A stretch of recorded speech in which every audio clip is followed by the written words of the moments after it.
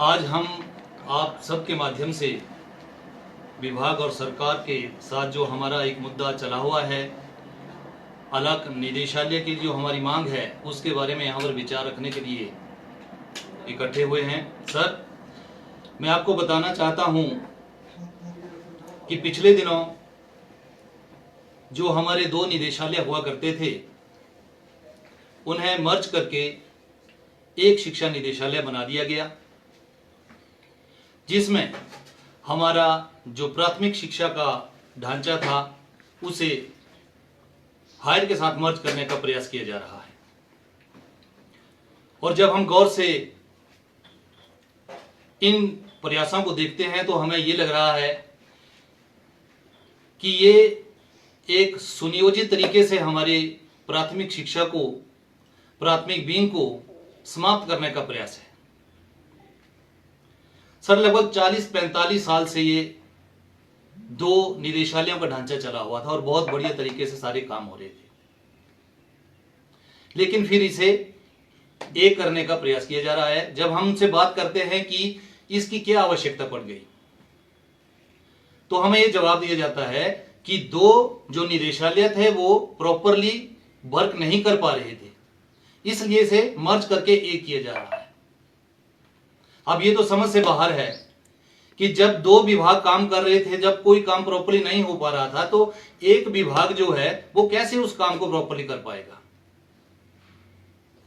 यहां तो हम देखते हैं कि जब कोई बड़ी संस्था होती है और उसे अगर स्ट्रेंथन किया जाना हो, उसे अच्छा परिपक्व करना हो, तो उसके छोटे हिस्से भर दिए जाते हैं, छोटे हिस्सों में बांट दिया जाता है ताकि काम सुचारू रूप से बढ़िया तरीके से चल सके। लेकिन यहां पर उल्टा हो रहा है। सर, कुछ समय पहले, मैं थोड़ा सा पीछे ले जाऊंगा आपको, हमारे प्राइमरी विंग में बहुत सी वैकेंसीज चली हुई थी। वैकेंसीज का ये हाल था, हमारे इतने स्कूल सिंगल टीचर हो चुके थे कि हमारे टीचरों को छुट्टी लेना भी मुश्किल हो गया था।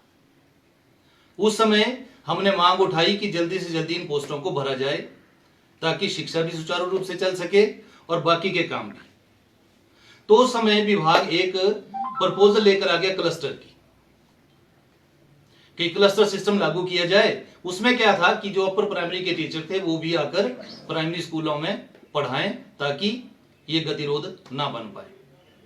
लेकिन वो ये नहीं समझ पाए कि एक अपर प्राइमरी का टीचर जब प्राइमरी में पढ़ाने के लिए आएगा, उसके पास समय, पहली बात तो उनके पास भी अपने पास टीचर पूरे नहीं होते हैं, लेकिन जब वो आएगा भी तो उसके पास आधे 30 या 35 मिनट का समय होता है।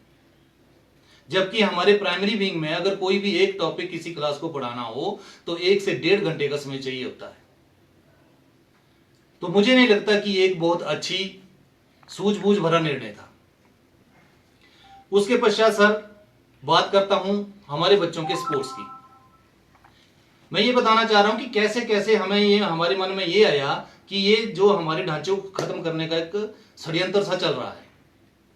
स्पोर्ट्स, हमारे बच्चे जो थे प्राइमरी के बच्चे, वो ब्लॉक लेवल से लेके स्टेट लेवल तक के खेलों में भाग लेते थे, टूर्नामेंट्स होते थे और बहुत बढ़िया बच्चे तैयार होते थे हमारे पास। अब पिछले साल वो टूर्नामेंट्स को समाप्त करने का पूरा प्रयास किया गया।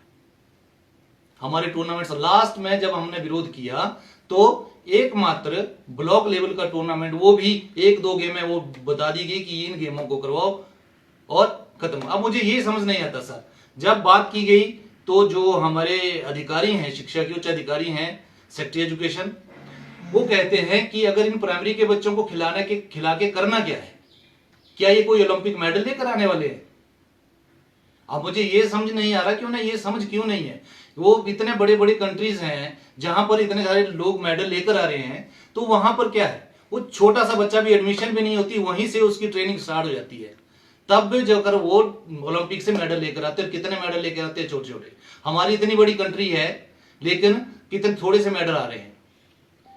अगर हम यहां पर उनको बचपन में ही उनको प्रैक्टिस में नहीं डालेंगे, यहीं पर उनकी स्पोर्ट्स की रुचि खत्म कर देंगे, तो मुझे नहीं समझ आता था फिर किस एज में उनको स्टार्ट करना है ताकि वो मेडल लेकर आए। तो इस निर्णय से भी हमें यह लग रहा है कि धीरे धीरे जो है वो हमारे प्राइमरी विंग को खत्म करने के लिए जा रहे हैं। अब फिर उन्होंने एक निदेशालय कर दिया और उसमें भी जो बात निकल कर आई कि एक प्रिंसिपल के अधीन सारा स्ट्रक्चर रहेगा।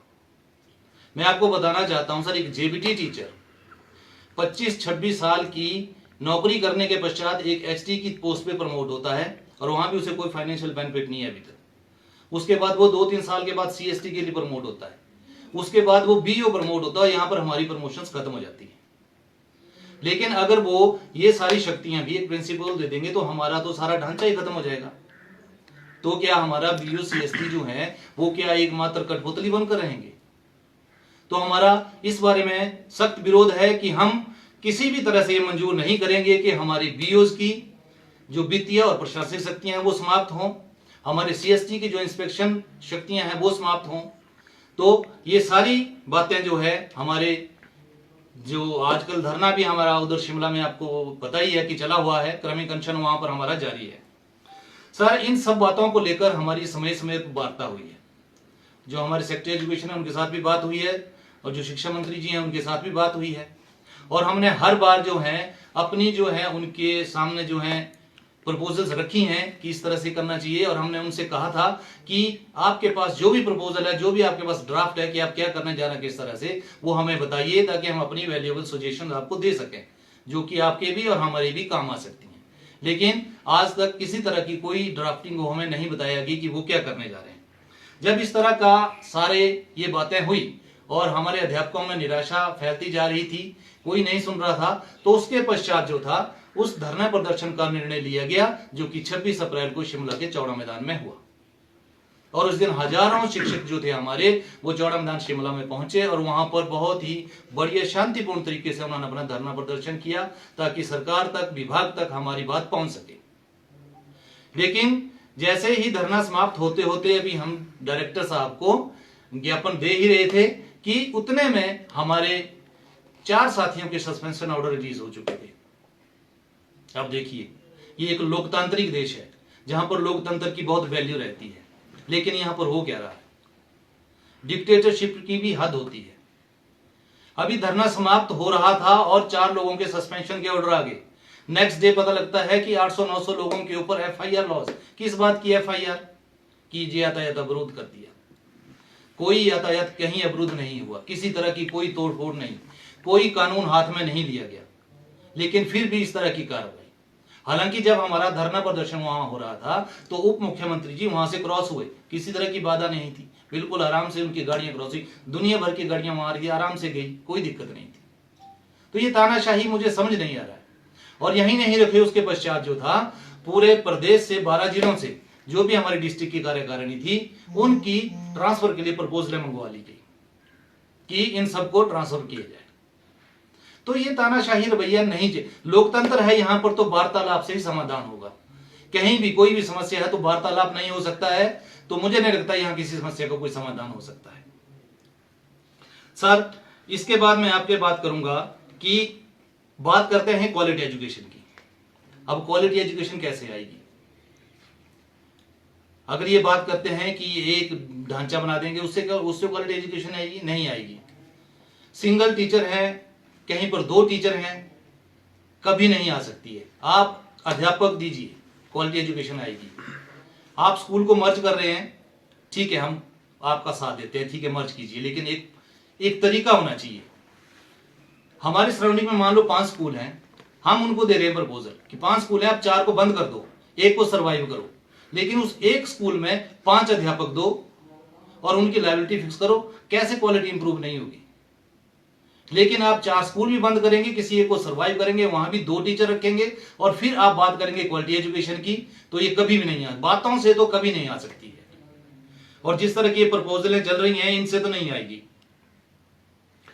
सर, अभी हाल ही में इंग्लिश मीडियम की बात की कि सरकारी स्कूलों में इंग्लिश मीडियम लागू किया जा रहा है।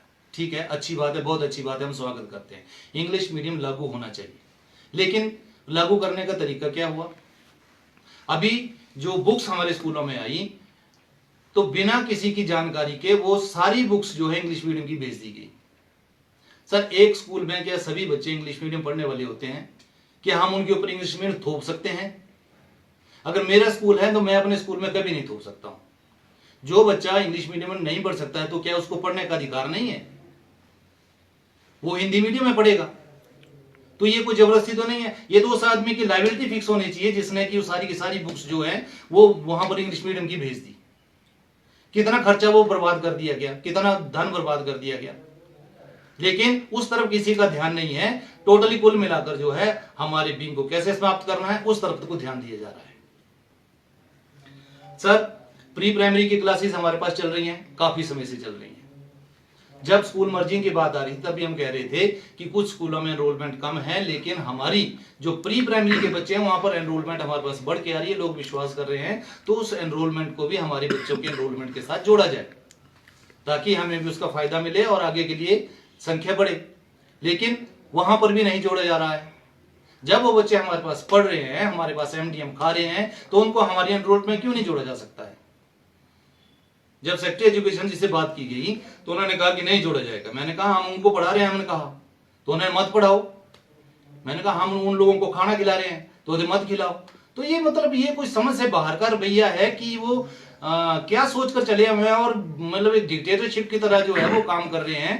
तो इस बात पर थोड़ा ध्यान दिया जाना चाहिए। सर ऑनलाइन अटेंडेंस की बात की जा रही है। अब ऑनलाइन अटेंडेंस देखो, हमारी जो प्राइमरी स्कूल्स हैं ना तो वहां किसी तरह का कोई कंप्यूटर का संसाधन है, ना कोई सिम प्रोवाइड की गई है, ना कोई किसी डाटा प्रोवाइड किया गया है, लेकिन फिर बात की जाती है कि ऑनलाइन अटेंडेंस कैसे होगी। और ये टीचर्स की समझ नहीं आ रहा है कि टीचर्स के ऊपर आपको विश्वास करना चाहिए कि आप उसको शक के दायरे में खड़ा कर रहे हैं। आप एक तरफ बायोमेट्रिक पे अटेंडेंस लाने की बात कर रहे हैं, रजिस्टर पे अटेंडेंस, ऊपर से ऑनलाइन अटेंडेंस। तो और थोपा ये जा रहा है कि आप अपने मोबाइल से अपनी सिम को, हम क्यों यूज करें अपनी सिम? सर आज के जो कितने साइबर क्राइम्स हो रहे हैं, तो हमारी अगर हम अपनी सिम यूज, उसमें अपना नंबर यूज कर रहे हैं, तो क्या गवर्नमेंट उसकी जिम्मेवारी लेगी कि अगर हमारा कोई नुकसान होता तो वो भरपाई करेंगे? अभी देख रहे हैं आप, भारत और पाकिस्तान का युद्ध हो रहा था, तो वहां पर कहा गया कि साइबर अटैक हो रहा है, तो आपने जो है सोच समझ कर यूज करना है डाटा को। तो ऐसे में कई तरह के नुकसान जो है हमारे उसको हो सकते हैं। तो हमने उनसे कहा है कि जल्द से जल्द हमें जो है ये सभी सिम, डाटा और संसाधन जो है सारे उपलब्ध करवा जाए। उसके बाद जो है हम ऑनलाइन के ऊपर भी लगा देंगे। आप 10 जगह 20 जगह बोलो, आपको जब विश्वास ही नहीं है, जितनी जगह बोलो उतनी जगह अटेंडेंस लगवा लो।